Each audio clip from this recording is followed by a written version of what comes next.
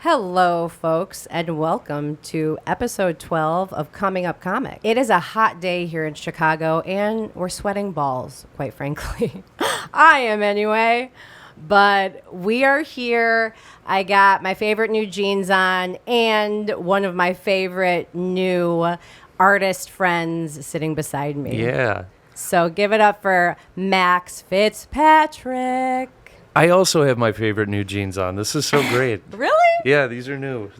You guys aren't going to see them. Wow. And you guys aren't going to see that it's 90 degrees, 97 degrees according to my car. 90s in Chicago today. Yeah. It's a hot one. We're sweating here in the studio. Yeah.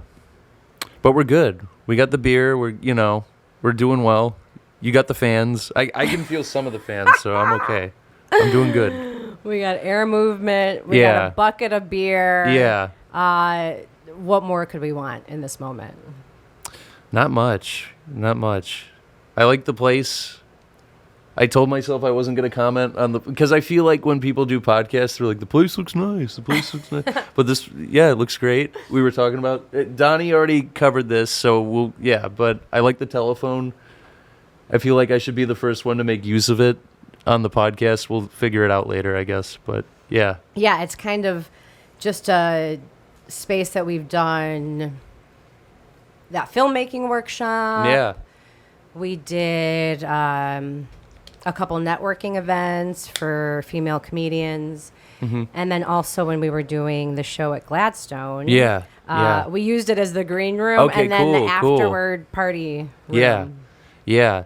Well, it's funny when you did that podcast where the women comedians would switch over, and then one would be asking a question, and then one would be answering the questions, and then it would switch. Yeah. You could hear in the background the party, tons of fun, and I was like, "What's going on back there?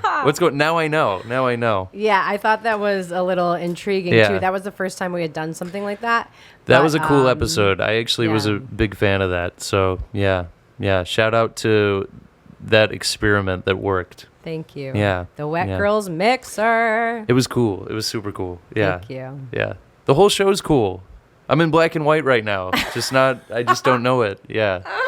Whoa, out me too. I know. Whoa, dude. Yeah. I'm so happy you're here, and it's cool that you're a fan and you've watched some of the episodes. Mm-hmm. And yeah. Almost all of them, I think. Wow. Yeah. They're cool. They're good because they're very, they're not just funny. They're emotional in their own way. And I think I'm a roller coaster of emotions. We were talking about earlier. We feel a lot. Yes. Yeah. So, yeah. Too much sometimes. It feels like. That's true. We could feel a little less, or I don't know. Maybe I could. Yeah, I won't speak for you, but I could. Okay. I could. Okay. So we could feel a little less. Yes. Yeah. But also it keeps us pretty in tune, I think, with life and what we have in mind for our futures. Like, I feel pretty in tune with that. But the feelings, you also pick up a lot of stuff you don't want. Yeah, that's true.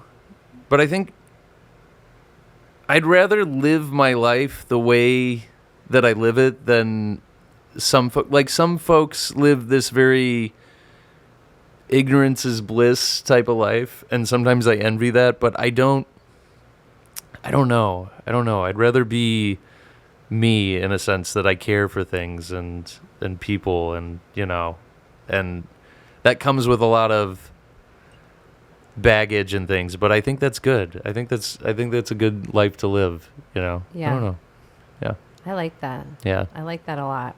Let's get started Mhm. talking about how we first met. Oh yeah. Yeah. The reading for Be Funny. Yes. Yeah, that was great. We read for Be Funny, then we went to Big Star. I think that was it, but that was a great time. Those readings were what kicked it all off. Yeah. Yeah, everything was, I don't know. Me and Donnie had been making some things beforehand, mainly music videos. We did a music video. Our first music video is actually hilarious. It was a guy named Russell Norman, and he's a rapper, and he goes, "Meet me downtown." And I'm like, "Okay, let's meet downtown." And he was just so, how do I describe this? He knew what he wanted.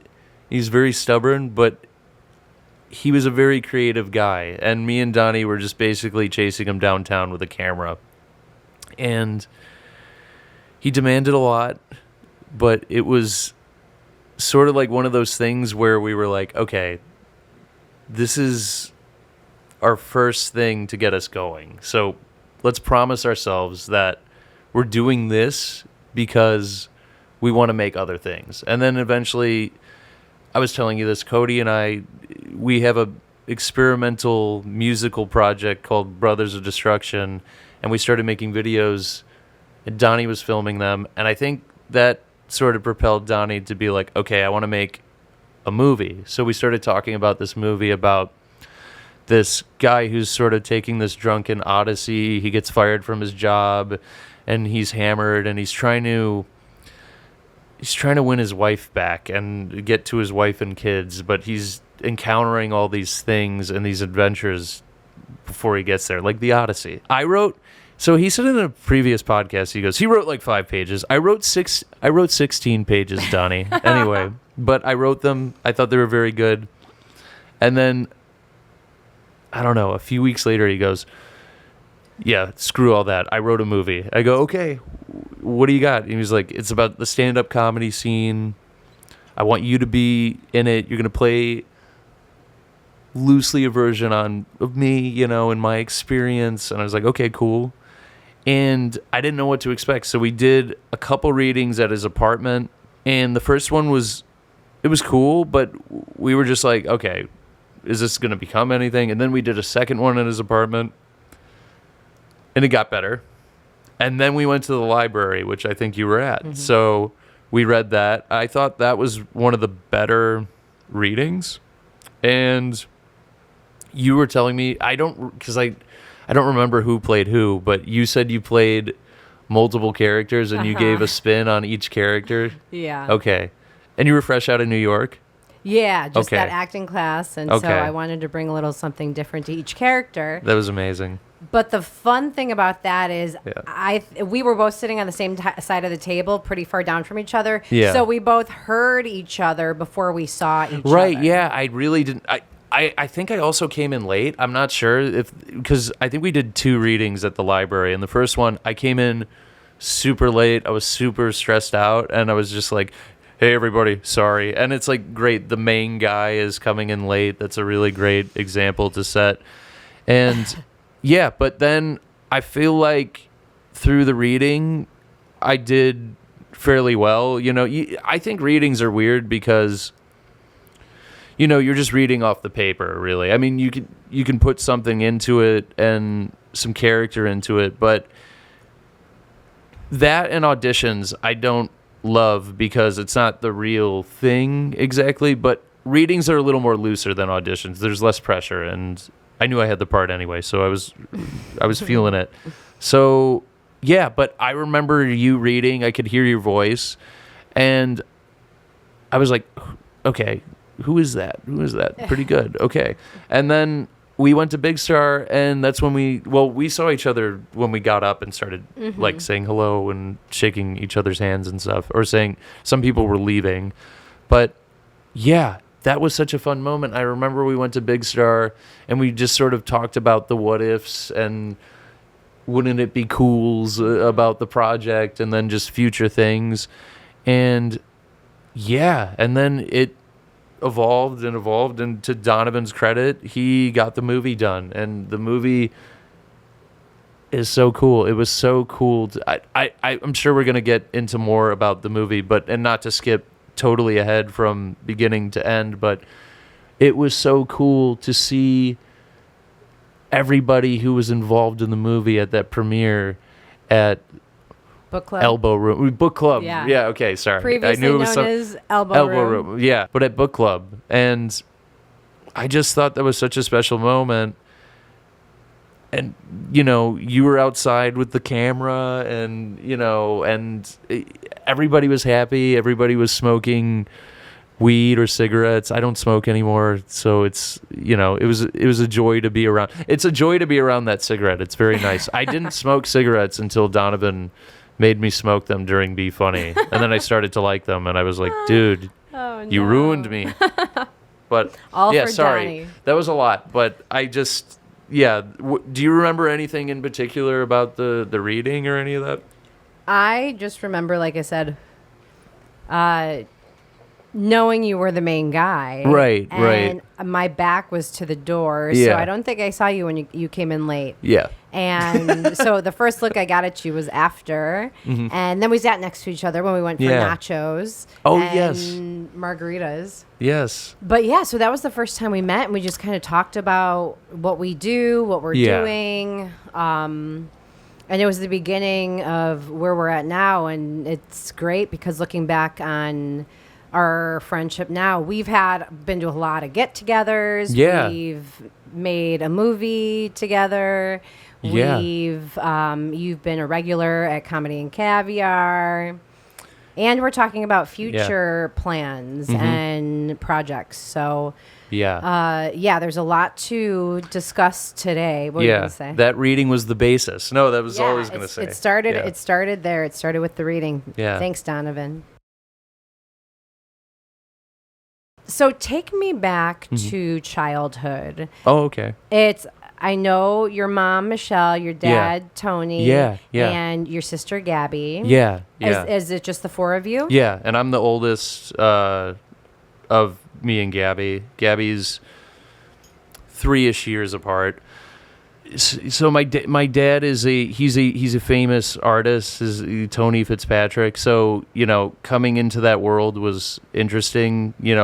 Art galleries were a regular thing, and he was also a part-time actor. So I got to meet a lot of interesting people on the way. I knew a lot of directors too. So I would say my Mount Rushmore of filmmakers that I got to meet in my childhood were Jonathan Demme was probably one of the biggest ones, and he's passed, so rest in peace to him. John McNaughton, who was a classic Chicago filmmaker, Andy Davis, who did The Fugitive, and Steve Conrad, who eventually put my dad in his biggest role yet, Jack Birdbath of Patriot. So I got to meet them. And through them and through, actors that I got to meet along the way, I knew I wanted to be a filmmaker and things like that. And, my mom was sort of the person who pushed that. My dad is very easy to impress. He's not one of those guys who's like, after a baseball game when I play horribly, it was like, hey man, at least you kept your eye on the ball, like that kind of thing. My mom is actually kind of the one who filled that role. She pushes me to be the best I can be, and she did not have the route that my dad had. My dad didn't have an easy route. But he made it big in New York, and then he came back to Chicago, and he did pretty well there as well. So, in a sense, he had success earlier than my mom. My mom, I would watch my mom work at like Crate and Barrel and things like that, and it's just very interesting. And then she worked her way up to interior design, and then she opened her own shop designing furniture called Verde. Verde is green in Italian, so she was the first environmentally friendly furniture designer. So she claims she's the first. She was the first. Okay. Go Michelle. So she's very. I don't know if self-made is the term, but she's just very driven, and she's just a total boss, and she really pushed me and my sister to, be the best we could be in whatever we wanted to do. I mean, she wasn't going to motivate me academically. I wasn't a very good student, even though I went to a good high school, but I academically nothing spoke to me. I wasn't very motivated or any of that. But when she saw that I was good at acting and filmmaking, then that was when she had all the ideas in the world for me and pushed me super hard. And my dad, he's motivational in a different way, but he will point out, like I was saying to you, I was like, I like to point out what works. I don't like to be too overly critical. My dad is that same way. He's not gonna tell you totally, oh, this sucks. You kind of have to get that out of him. But he will tell you what works and tell you what to run with. So the combination of those two was a really good experience to be a kid and grow up in that environment. It was very artistic. It was very creative, and I wouldn't be who I am without both of them, in my ears telling me about things. And and I got to see a lot of movies that I shouldn't have been seeing as a kid. So shout out to them. Childhood for the most part was pretty, I think easy compared to some other kids. You go to your friend's house and it's not the worst, but it's like, there was a reason why kids were coming to our house to, sleep over and have a good time. So, yeah. So it was an artistic household growing up, very supportive of artistic goals for both you and Gabby, I'm sure. Mm-hmm. Yeah. Yeah. We always, I think we've wanted to be, in a sense, our dad, but I think we've always wanted our mom's drive, but not that my dad doesn't have a good work. He works every single day and all of that. So it's not like he's lazy by any means, far from it. But I think our mom has this ability to not beat herself up and just kind of keep going and just won't take no for an answer kind of thing. And I think we've always chased a combination of that.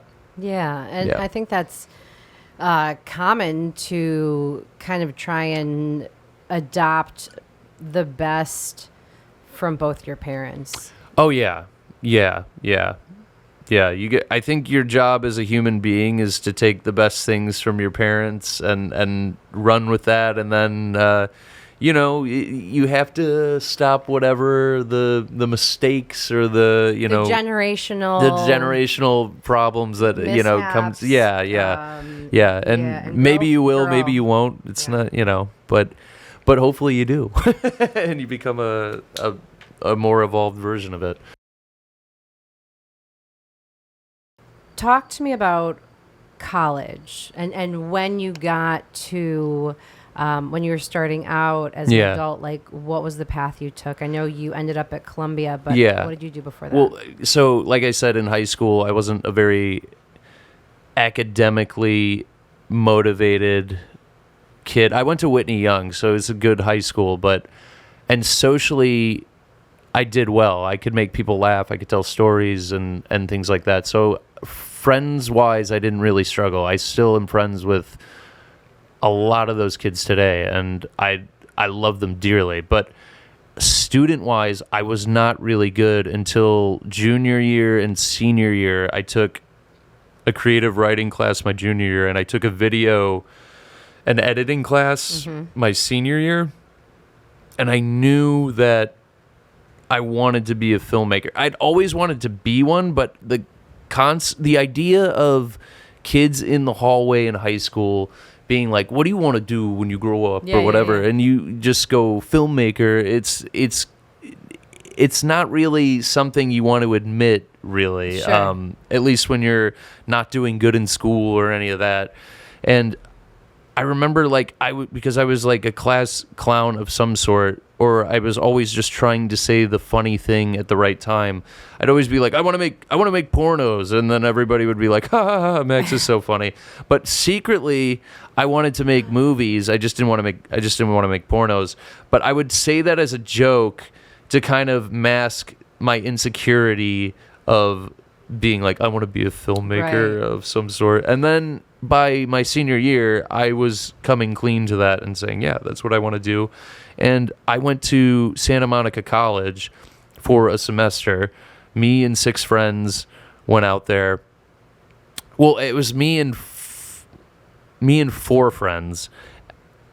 Or I guess it was 5. So the whole deal was I went out with 4 Chicago friends, and we met with these 2 kids who were from Wisconsin. One was originally from Chicago. He had moved to Wisconsin, and he brought his Wisconsin buddy over. So we all shared this house, 6 of us, 6 18-year-old kids, 1 car, wasn't mine. So I don't know what I'm doing. I'm a Midwest boy, culturally shocked in Santa Monica, but I think after 6 months of that, I was definitely feeling depressed, and because I didn't understand what I was doing. I was going to a community college, which was just purely academics. Like I said, I wasn't academically motivated. I wanted to do something creative. And I remember calling my mom and saying, oh, I don't want to do this. This is so... this is just not me, and I want to go somewhere where I can study filmmaking, because the whole idea was to go to this community college for 2 years so you can transfer to UCLA, USC, Loyola, Marymount, whatever the hell. And I was not motivated to do that. I was not going to transfer into those schools if I didn't have the grades to do so. And I just thought, okay, this doesn't make sense. I don't even blend in here, culturally yet. And I could have, gave it a try and things like that, stuck it out, but I wasn't doing what I wanted to do, which was filmmaking. So I dropped out of Santa Monica College, or I transferred, I guess, from there to Columbia College, which is downtown South Loop in Chicago. And that was when things started to make sense. That was where I got my best grades, my best work, and my best self in terms of being a student. That was the best of me. And yeah, it was just so worth it. And I got to make short films and do scenes. And then I eventually discovered acting in the end of it, because student actors, maybe this is just Columbia College, but they're very flaky. They'll be like, oh yeah, I'm going to be there. And then it's like a 9 a.m. class and they call in and like, oh, I'm sick. So I'd have to hop in my projects a lot. And it was met with a very nice response. And I thought, okay, well, that felt good. And I think there's a lot of moments in movies or TV when something's working and they feel it, then there's like this slow pan into the person and they realize something and they discover something. That's what it felt like. Wow. So I took the rest of my classes at Columbia and finished up, and then I wanted to kind of keep going into acting. So I took Second City, I did improv there, I did some shows there, but I knew that my dad had an agent, and I was like, hey, you know, I think you should bring your agent to the shows. And he was like, and this is the one of the times where he was sort of critical and sort of told me, like, this isn't working. He goes, not yet. He goes, you're not ready yet. And I was like, okay. And he was right. I wasn't. I just, like, I made a couple people laugh in the crowd, and it's like, that doesn't mean anything. But then I had a show there, like, 2 months later, and really did well. Like, really did well. You can feel, you know, as a stand-up, you can feel when you're doing well. You can feel when you're not doing well.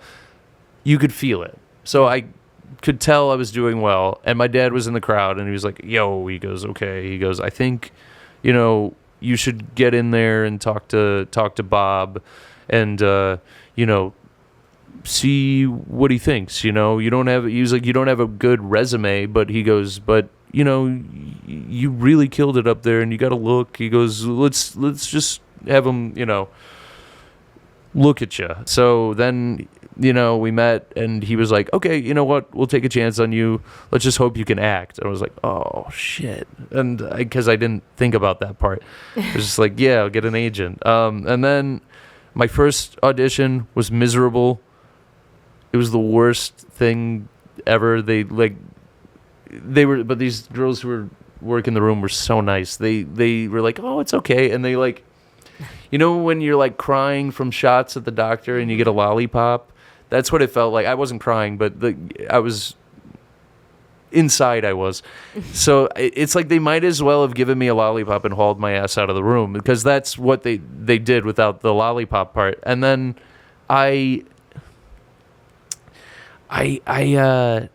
was like, what have I done? I've completely embarrassed myself. You know, the agents are gonna hate me. My dad's gonna be like, what did I do?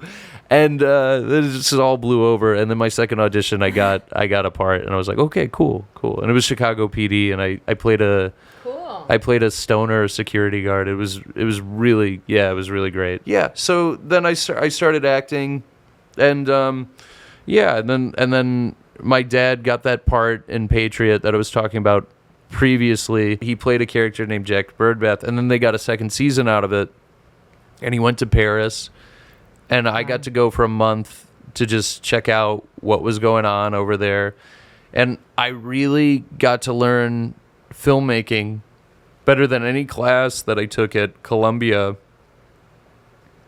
through Steve Conrad directing it and writing it, and then the actors were amazing. I mean, the main guy is played by Michael Dorman. He was such a class act. He's such a beautiful soul, and he would hug every crew member after a long, like, we're talking about long hours of work, like things that would end at like 4 a.m., you know, and he's hugging every crew member before he goes back home, wow. You know, and you know, like Michael Chernus, who's in Severance right now. He's killing it. I haven't watched Severance yet, but I hear it's a really great show. And then you had like OG actors like Kurtwood Smith, who played Red Foreman on that 70s show. Did you ever watch that? Yeah. So he was great. And then Terry O'Quinn, who was in Lost. I didn't watch Lost, truth be told, but John Locke. Is that? Oh, yeah. So they were like sort of the OGs of the crew. And then Deborah Winger, who she was like an Urban Cowboy and Officer and a Gentleman. Great and movie, like Urban and Cowboy. she was awesome. She would walk into the room and you would just feel her presence. And it's so exciting. Yeah, she's great. So just kind of being around that professionalism really shaped my brain, and I was like, okay, so this is how it has to be done. And yeah, so I don't know, that was kind of like my extension of college there. So it felt very educational and in that sense, and that's how I like to approach the work in a way, and you know, dedicated and all that. And yeah, so that was sort of my college and post-college experience there.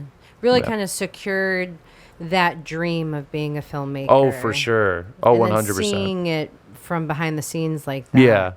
is such a great perspective Yeah. for somebody in their development stages into like figuring out what's next. It was huge. And if Steve Conrad, the guy who wrote and directed it, didn't ask me to be a part of it, or like essentially I was just shadowing. But if he didn't ask that, my life would be a little more confusing, and I would still be figuring things out. But he gave me a masterclass education by just getting to be there, and I owe him a lot for that.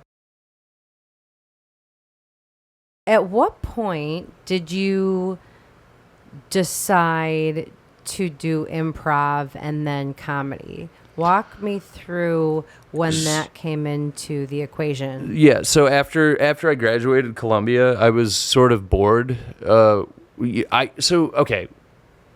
I took a job after Columbia College at an art gallery to manage an art gallery because the manager, this was real luck because I used to bartend the shows during college, and the manager up and left for some reason and gave their 2 weeks, and they were sort of scrambling for someone who knew what was going on, like knew the deal and things like that. Just by default, the guy who bartended the shows got the management job and things like that. But the guy who owned the building sort of opened this art gallery called Adventureland Gallery as sort of a passion project. So he knew me and I knew him, and my dad recommended me, and he was like, okay, well, he bartends the shows, and we talked, and I was just like, yeah, I'll do it. It seems cool. It seems, and I felt like it would sort of translate to me because I was trying to be a director or whatever, makes short films, and I didn't really have,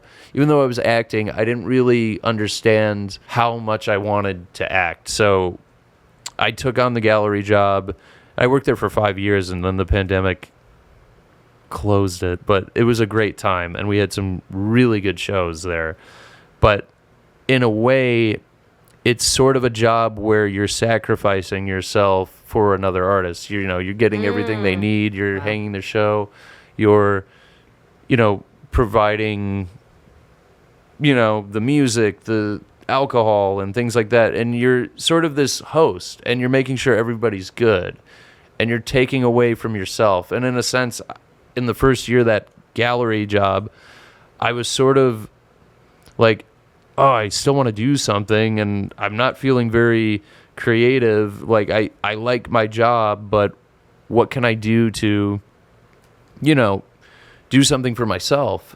So my mom, the pusher, was like, why don't you finally take a class at Second City? And I'd had a few buddies who took some classes at Second City, and I thought their shows were funny, and I thought they became better people because of it. So I thought, okay, I'll try this. And the way Second City is you go into the improv program, and level A is really corny. It's really kid gloves, it's really like playing improv games, and it's not very fun.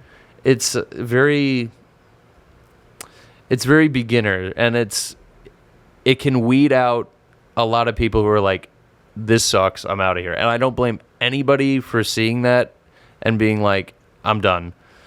But toward the end, you start to kind of get a sense of freedom, and you're not locked into these games. You can be a character, and that's when I was like, okay, I want to explore beyond this. I think this is just beginner stuff, and it's like you have to deal with this, and then you can break through and start doing more character work and more scenes where you're not being, designated to this game and things like that. I graduated the program because our class stuck together, and I liked the people in the class, and I just thought, we're in this together. And then we did some shows outside of the class, and then like every improv group, something happens, that's not even related to comedy. It's, political in its own way, and yeah, it's so that crashed. And yeah, so and then I took some classes at Annoyance, which were great. And yeah, but at some point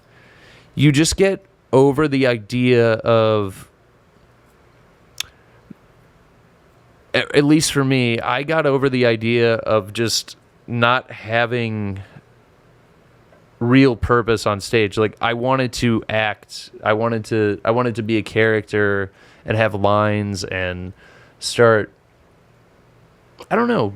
And I'm not totally like 100% comedian. I really like range in my life, and I like being dramatic. I like being sad. I like being creepy. I like doing You got a lot of other things. feelings. Yeah, You're a exactly. feeling I guy. feel. We feel. Yes. So yeah, so it was a little limited for me in a sense, and I was ready to graduate onto to other things or fly to the next thing. And I took classes at Acting Studio Chicago, which I think is one of the best places because you get a character, you get a scene partner, and you get a scene every week, and you have to study that. And then I took more intense classes at Black Box, which were Meisner, which is really, you're not really acting, you're sort of finding yourself. It's really therapeutic more than anything. Is that a style? Yeah, it's like if we were to stand up and stare at each other in the eyes for 30 seconds, which is a lot harder than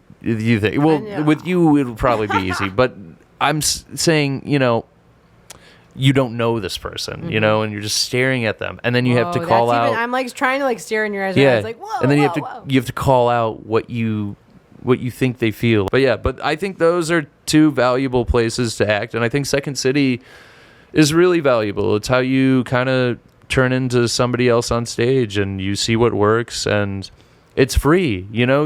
I think there's valuable things in acting, with no script, and you're just being someone, and I think that'll be very beneficial down the line when you have to do something and you get a little freedom to be a character. Sometimes there's writers, directors that make you you have to say line for line and, in the way they want it, and that's fine. But there's some directors like Donovan who will he'll let me get away with a lot. And then if he doesn't like it, he'll let you know really quick. Because he did. But I love that. Yeah. Donovan's was super honest, like with feedback. He was like welcome to it, but if he wasn't down with it, he'd say like, no. Oh yeah, he'd, but if he was down, let you know. He'd be like, okay.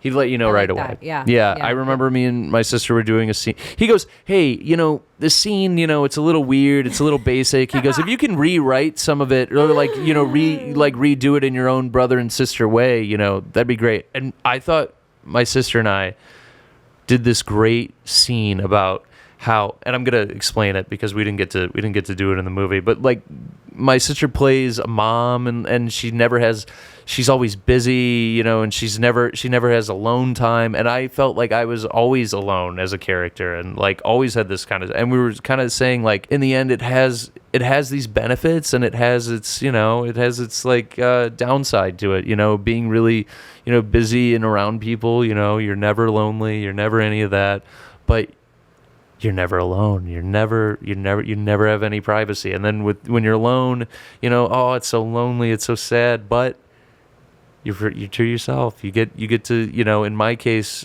as this, stand-up comedian character that I was playing, you get to do things for yourself, and you get to, have peace of mind. So I wish Donovan, I tried to see, that took me so long to explain, and I imagine you only get 5 seconds to explain that, and he goes, I don't care. He's not lonely. He's not lonely.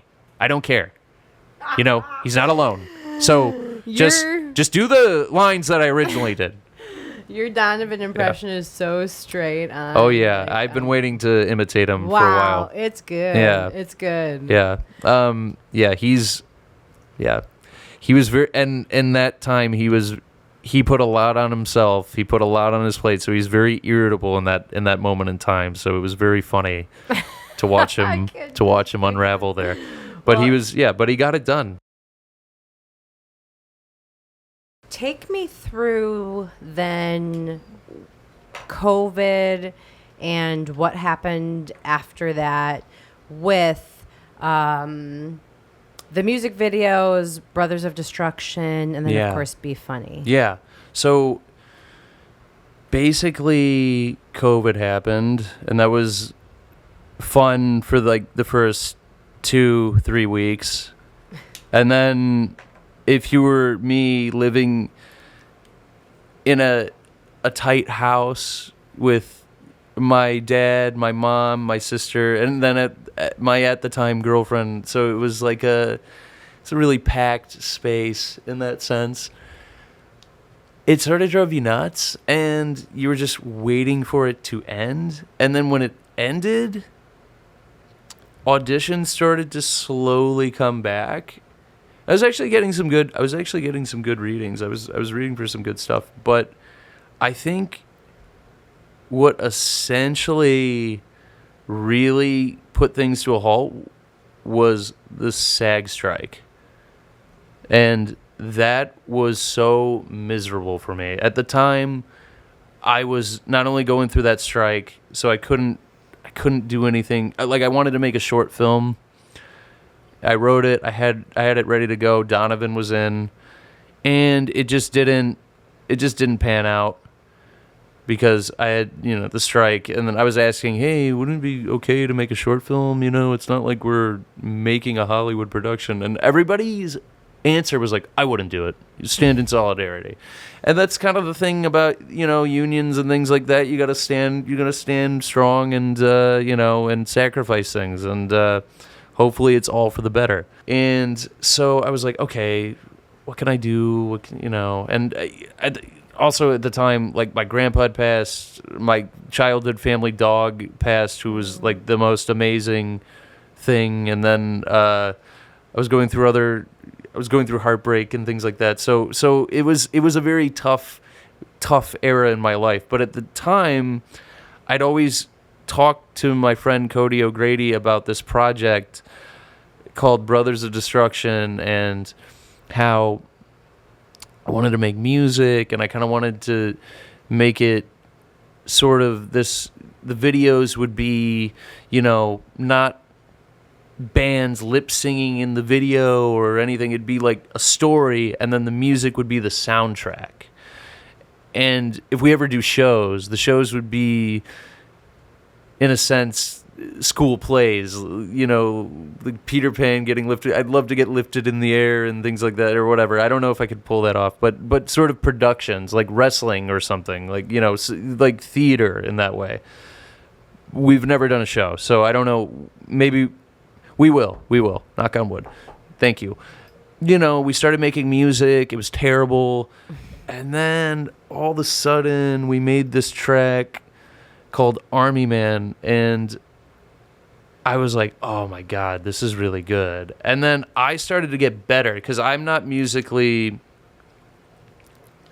My musical experience at the time was band class in high school, and I played trombone, and I've never picked up the trombone since I left that class. So I'm not good at music, really. I was just going to be the vocals. But then Cody was kind of explaining to me things like, hey, you got to put it in this, you got to put it to the beat, and, it's going to be 1, 2, 3, 4. If it's not on the mark, he goes, because I was trying to make stuff, he goes, dude, this sounds good, but this is not in rhythm. He goes, you got to figure this out. So once I started to figure that out, I would sort of make these little beats on my synthesizer, and I finally found one, and it went like, dun, dun, dun, dun, dun, dun, dun, dun, dun, and I just looped it and repeated it, and I was like, this is kind of good.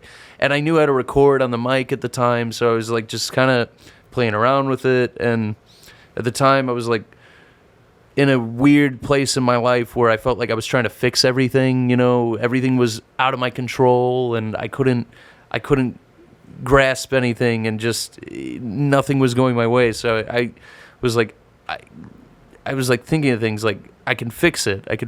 So then I just started doing that on the mic. I was like, I can fix it. And then I started just adding lyrics to it. And sure enough, that song Fix It came about. And there's a video on my Instagram and things like that. But I didn't, think anything of it at first. And then I started adding little pieces to it that were sort of cinematic in my opinion. And I showed it to friends, and they were like, this is really funny. This is really good. I was like, okay. So then I thought of a video for it.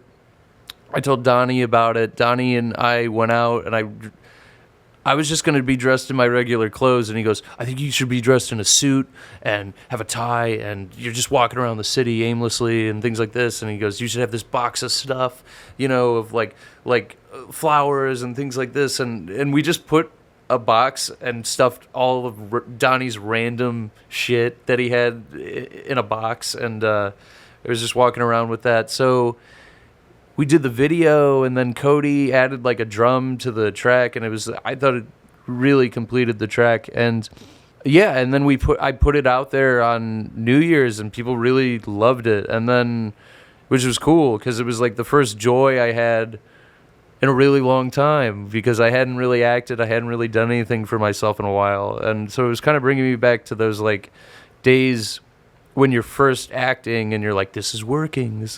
Oh, this feels good. So then we did Army Man, that Army Man track that we did. It was the first track we made.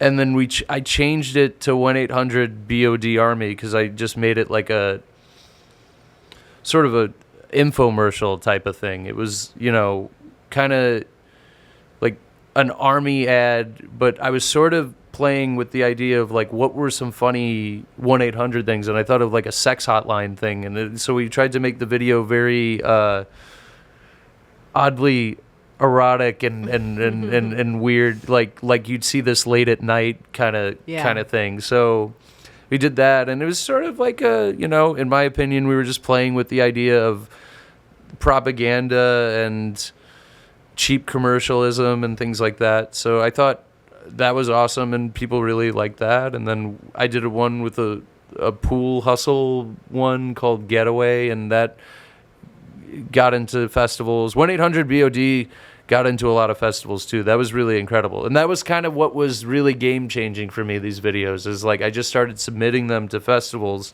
to see if people would take them and things like that. And like the big ones didn't take them, but small ones did. And I was like, cool, this is really interesting. So it kind of set the goal of like, okay, the next thing I want to do is get something into Chicago International Film Festival, which I'm hoping Be Funny can do. And these videos all led to making Be Funny, because Donnie sort of felt in a sense, and again, I don't want to speak for him, but if I had to guess, the project is my project, and you have to do a lot of compromising around me and Cody. And I think while Donovan had a lot of great input, especially on Fix It, I mean, he directed Fix It in a sense, we both did, but I felt he brought a lot of ideas to that video, to the point where it was like, okay, you definitely helped bring a whole new vision to this. But I think other than that, he felt very limited in a sense, and I think he wanted to do his own thing, and that's when Be Funny came about. We did write another project that was 16 pages, and and he I don't think he was feeling it though, and he wanted to write something that was sort of real to him. Those videos were real to me, especially Fix It. So I think he took his experience in the comedy world, and which I think at a point he wanted to voice his triumph, and then like his struggle within that environment, and he wanted to put it all on display.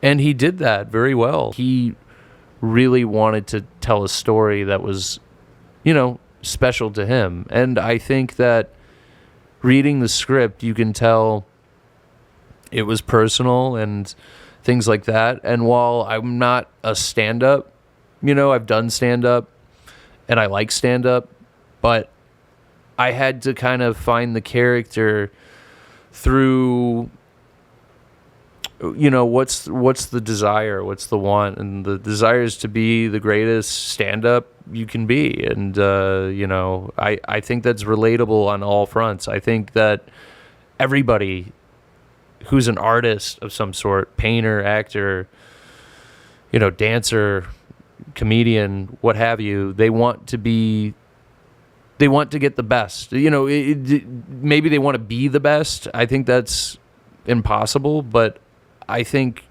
what I want is to be like to get every bit of myself out and do the best I can and be the best that I can be. I don't know, that's, of course, who knows what the hell that is, but I think that's how everybody feels. And it goes past even the arts, but I just thought that was my motivation for the character, and I think that's how it was sort of easy for me to one, I know Donnie, but two, I think it's a very relatable goal. So I had a lot of pleasure playing John Sheffield, and we saw each other last weekend, and you were telling me, oh, you were so great, you were so charming, and all this, and yeah, I think that has a lot to do with who I was acting with. Caitlin certainly got a lot of great things out of me in terms of the charm and things like that. And, but I think it's also Donnie's writing too, and the situations he puts you in as an actor, and then the freedom that he lets you have as an actor to, do things and try things. So I think that's just really where that came about, but I just really enjoyed playing that role. Do you remember our scene? Of course. Okay. Do you remember? First of all, it was a great scene. It was really fun, and it was fun acting with everybody. Really. Shout out to you. I can't shout out everybody because I'm gonna screw up and I'm gonna miss someone. So I'm gonna be careful here. So because shout out to you and Caitlin Durr, Harold Patrick, George Quiz, Mike Dwyer. I think Mike Dwyer is so great. I think Mike Dwyer is going to be great. But I want to do another little thing with Harold Patrick and George, because we went to St. Louis, and I felt like that scene was like a short film within itself, within the movie. But I'll digress. They were great. Alex Rambos. Yeah, he didn't have. I don't know if he was in it. Well, he has. I think he has a part in the stand-up scenes. Yeah, I think he's like in an extra in one of the scenes. Yeah. But yeah, worked on crew. Yeah, Ryder Ali was fucking amazing. He was so funny, and I knew I was never going to be funnier than him in any scene. So I was like, and I didn't mind. I was like, okay, I can play a good straight man and just have like him just go wild. And I thought we did some really good scenes together, and some scenes that didn't even make the cut. Which is all good, but it's sad that people won't get to see that. And then, oh God, I'm gonna miss someone. Because Caitlin Durr is all I'm gonna shout her out last, because I didn't know we got thrown into the deep end. I didn't meet her. She wasn't at the readings, and we just met on the first day of set, and then we had to put it all together. And she was very special, and hope to work with her again as well. So yeah, I think I got all the. Caitlin. Oh, and Jeff, we went to New York together. Oh yeah. Yeah, and he saw New York for the first time in like.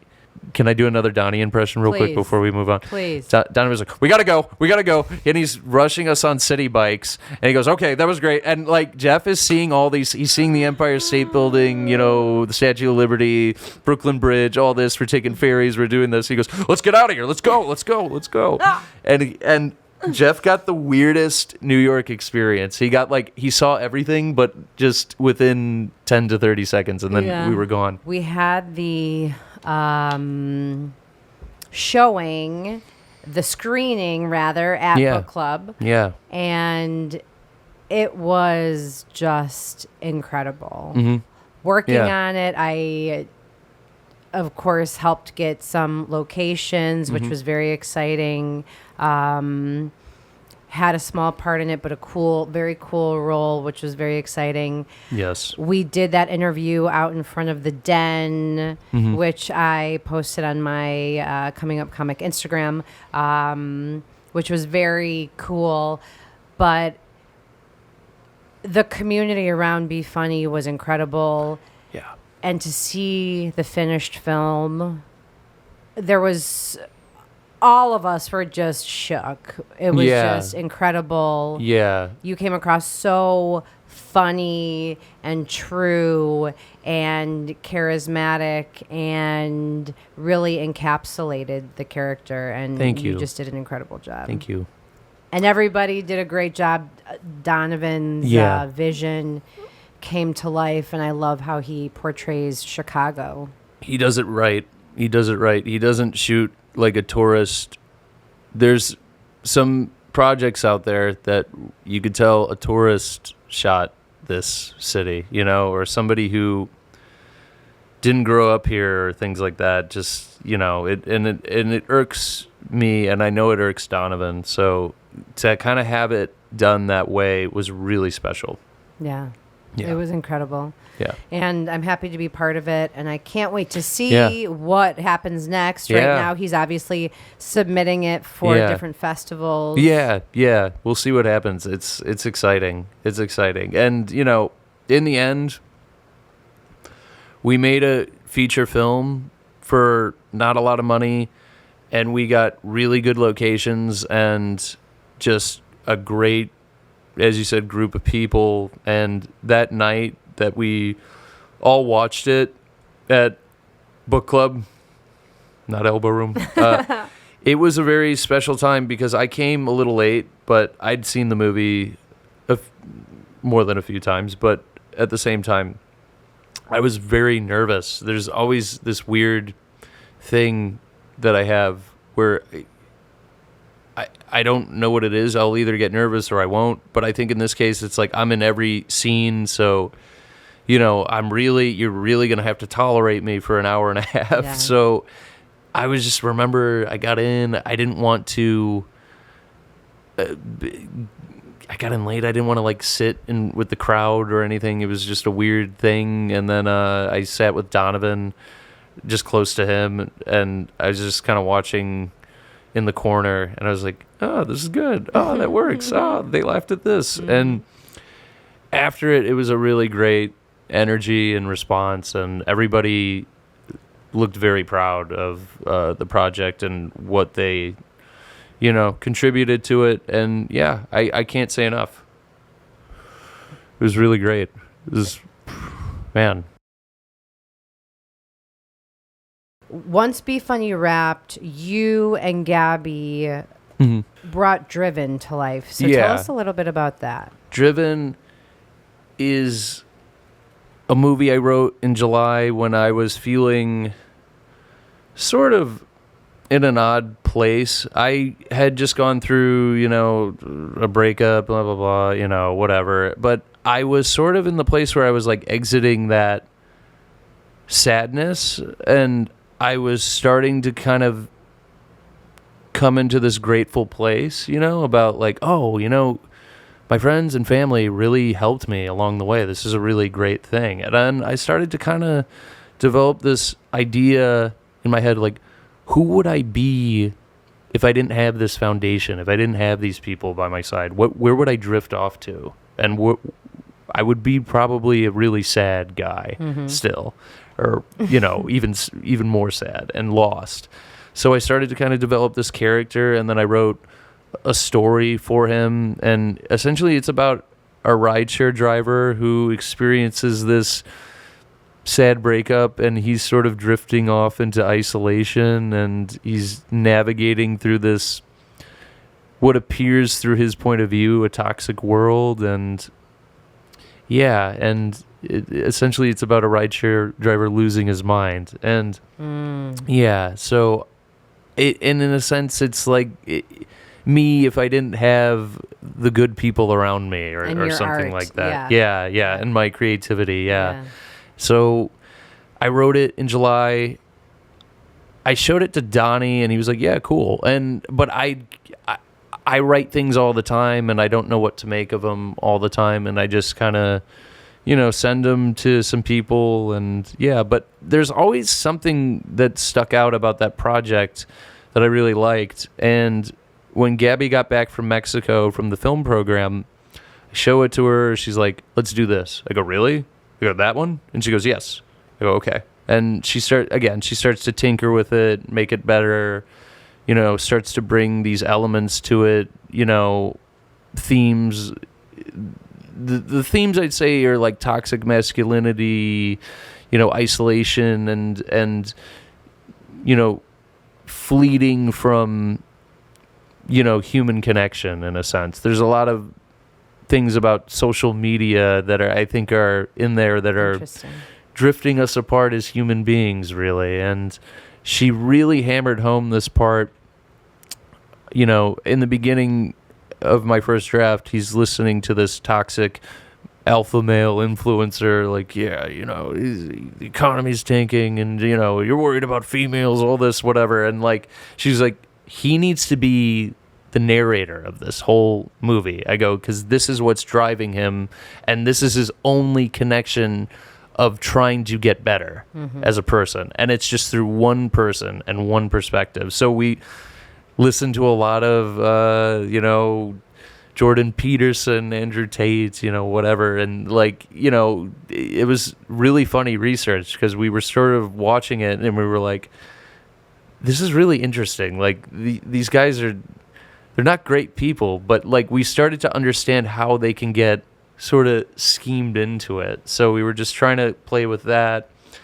And then in the end, we created that narrative, and and then through the audition process, we were coming up with scenes with actors and things like that. And in fact, you had a great audition with Emily, and we were like, let's just write a scene for you guys. And then unfortunately, like 2 days before, I think, or whatever, something went wrong with the money. I cannot tell you how stressful it was putting together this movie. The money was such a tight thing in the end, because we wanted these toys and these nice things to make the movie look nice, and we had to sacrifice a few scenes. And unfortunately, you and Emily were one of them, and I feel so. That makes me so sad, because you guys were so great in that audition. And then on top of it, Emily's very talented too. So to not, like you're great and all that. So to combine you guys, that would have been. The whole goal of this short film is to make a feature version of it. Yeah. So when we get the feature, we'll see you in the feature. There we go. The wood has been we're gonna get you guys back. So we'll be in the future. Yeah, exactly. So yeah. So when can we look forward to seeing your short Driven? Well, I hope that we can finish this by July. It's June right now, so we're getting some of the pieces in right now. The guy playing the toxic influencer, he sent me his scenes, and they're great. So I got to put those on a green screen, and then we're waiting for there's a part where my character goes on a dating app, and we have a good, talented artist friend named Churro who's designing the app. He's not making an app, but like the artwork for like the dating app. And then when I'm swiping, the animation is going to go, with my thumb and things like that, which is cool. It's beyond me. But yeah, so we're going to get that. Then Frank Catalano is scoring the movie. He's this legendary Chicago jazz musician. And so we got to wait for him as well. But once we get all these tiny elements to put the movie together, we're going to get it colored, we're going to mix the sound, and that should be it. And we're hopefully going to find a place to, premiere it. I'm hoping the Music Box. But, I love other theaters, I love the Davis. I love, what's the other?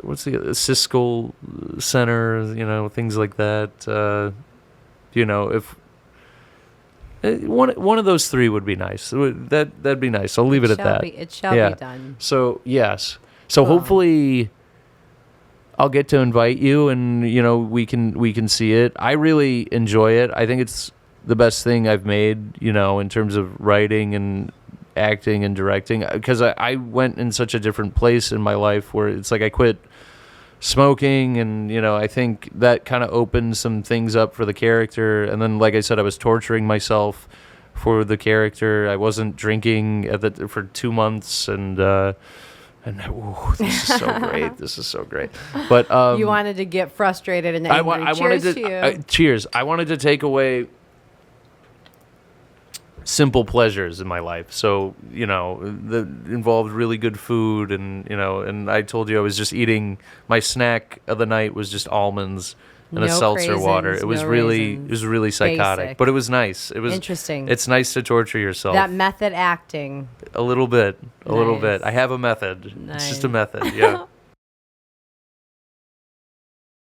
What would be your ultimate pie in the sky? Your ultimate dream? Oh, I always really enjoyed just the idea of making a movie that's impactful, for, future generations to watch and be like, I want to be like that. I want to do that. Like when you act and direct and write your own thing, it comes with the kind of a title of like, oh, it's kind of narcissistic, or it's,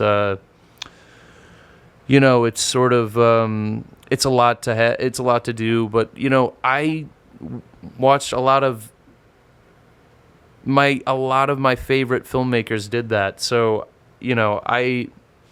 I don't know. I'd really like to kind of just make a movie that, people can see that it's possible. You can act, and you can write and direct your own project, and you can hop in it, and you can tell your story. And hopefully people will respond to that in a way to where it gets me more work, and I can continue to work in Chicago. I don't want to...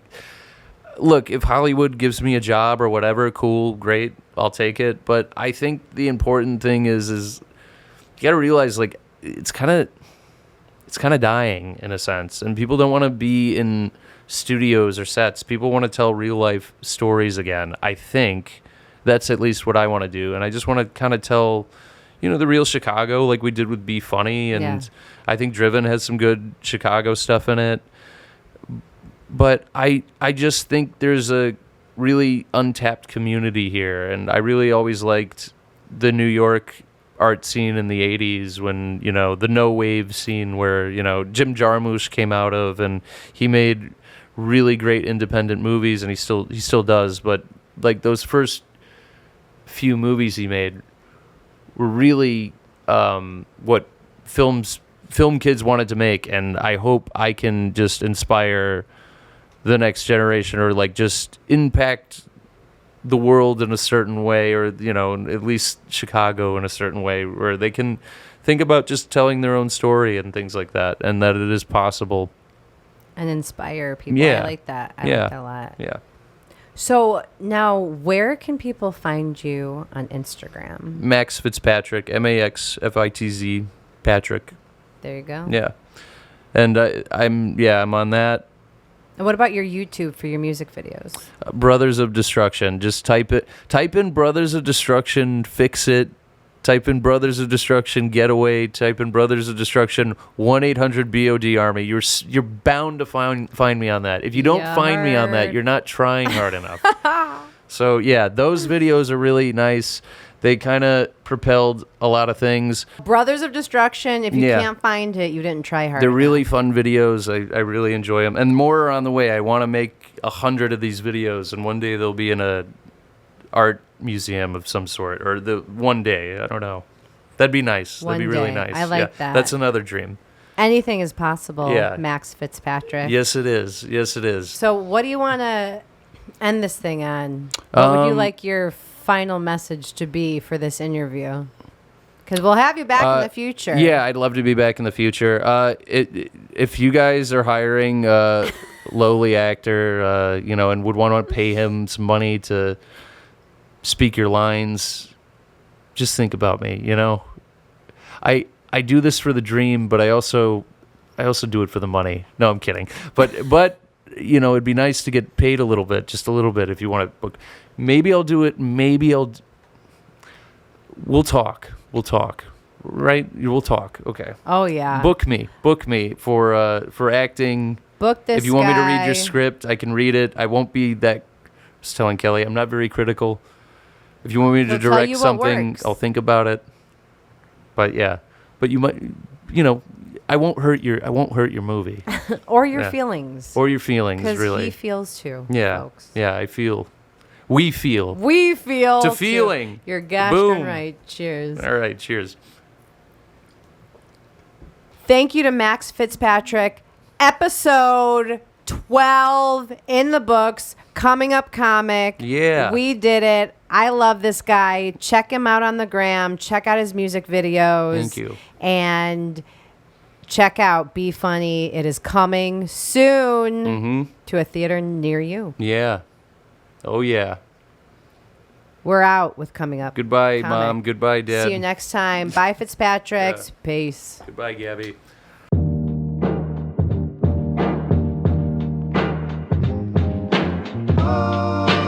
Just don't feel the same.